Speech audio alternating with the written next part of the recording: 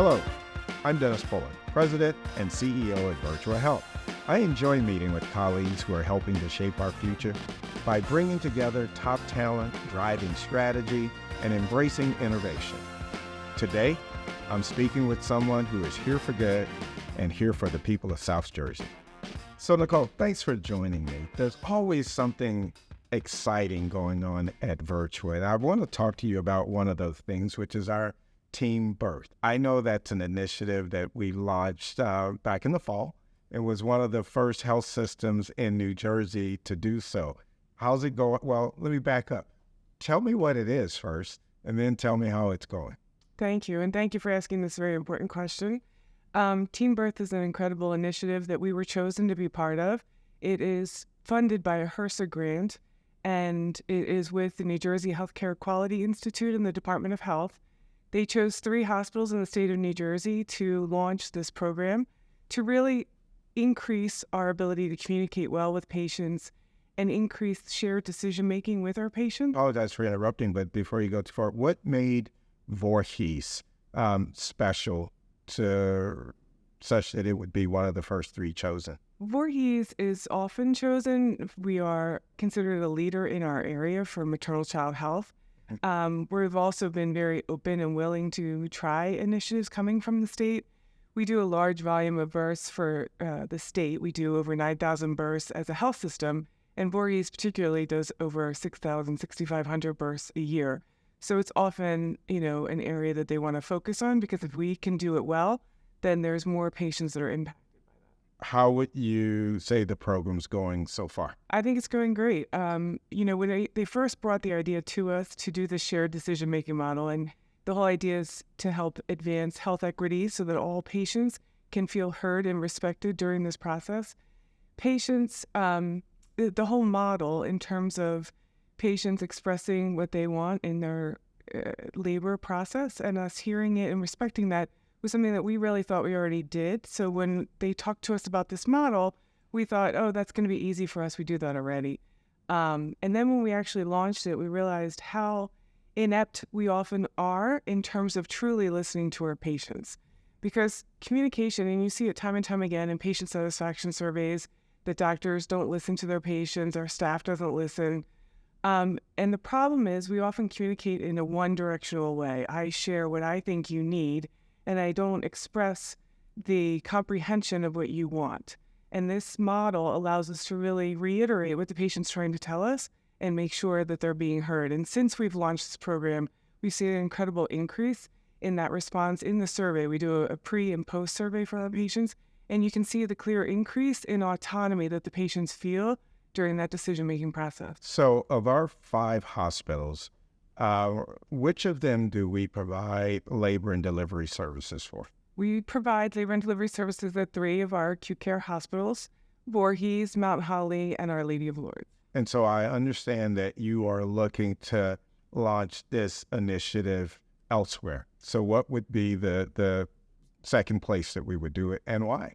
Our goal eventually is to have it at all of our delivering hospitals, but we were chosen for the second wave of the grant.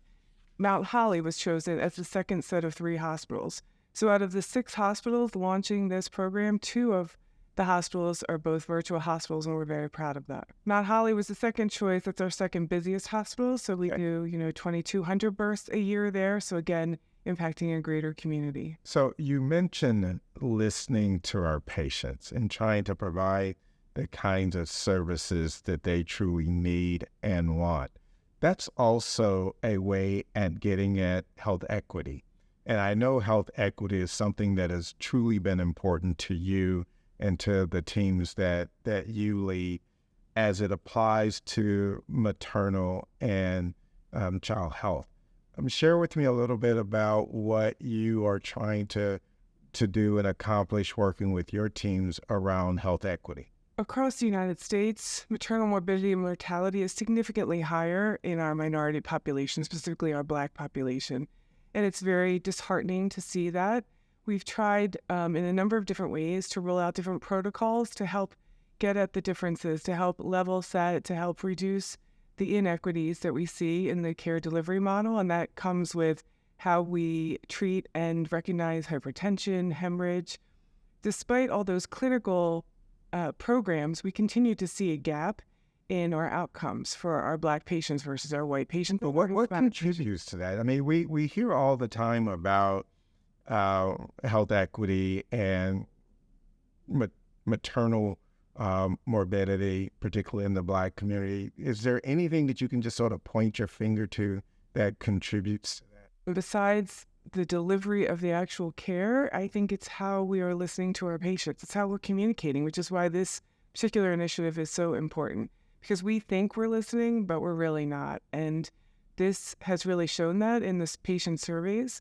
And I think different patients feel more comfortable challenging their care team or asking questions. And if we're not truly opening to hear what the patient's trying to tell us and communicating, in a bi-directional way, we're not really communicating. Is that what you mean? I've heard you often talk about reframing the thinking about self-care.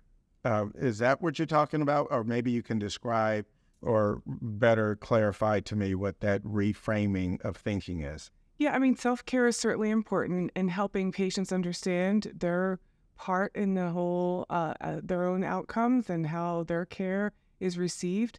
But our team, we all have filters, we all have biases, and the more we can recognize that and realize that we are not hearing everybody the same way and we're not communicating the same way, the more likely we will be able to communicate more clearly and equal across all walks of life. I know one of the programs that you've been particularly proud of is our midwifery birthing center. Can you share a little bit about how that's going and why that particular center is so important to this community? Midwifery is a big part of this. If those that understand the midwifery care model, it's based on shared decision-making, it's based on clear communication and shared communication, and they have been a great example to us on how to make these changes. Physicians, again, are trained a little bit differently, and it's all about the information I can give to my patient instead of necessarily hearing them and what they want. So midwives have really taught us how to kind of stop and pause and really listen to the patient. The birth center is just a great example of that, and a possibility for patients to really direct their care, have impact on how their outcome is, having that completely natural setting, a home-like setting where they can have the experience that they truly want, as long as, again, their risks allow them to deliver in that kind of setting. It's been an incredible experience. So it's not an experience for everyone. It's not an experience for everyone. There are risk factors that require a hospital birth. Not everything is available to you at the birth center in terms of emergency management. So we have to make sure that the patients are risk appropriate for such a natural setting. So I was doing some quick math as you were talking about the number of deliveries that we've done at Voorhees, Mount Holly, and Our Lady of Lourdes. So it basically about 9,000 in the past year. Correct. So what's your prediction for this year? For a number of births? For the number of births. Probably a little bit less than that. We get excited when we get over that 9,000 mark. Most people know that births kind of wax and wane. Did COVID have anything to do with the sudden rise in numbers? A lot of people were staying home. Correct. We did see a slight surge, but then the year after that, we maintained the same surge. So a lot of it is some changes in our community, the way some of our practices and our increased number of practices delivering at our hospital. So I don't expect to see a real dip in our numbers from pre-COVID. But COVID did have a slight surge. It's also, when I explain deliveries, unless we have a lot of flux in our community population, most patients we see a high year followed by a slightly lower year, then another high year, because most people take a break. Exactly. Maybe have their next child 2 years later. So, unless, again, there's a lot of change in the community population, we see like every 2 years a slight bump. Well, Nicole, thank you so much for sharing a little bit about the programs that you lead and that you work with, and just the phenomenal work that you and your team. Thank you for having me. Again, another exciting chapter of life at Virtua and some of the many incredible things that we are offering this community. So tune in to hear about the next upcoming service.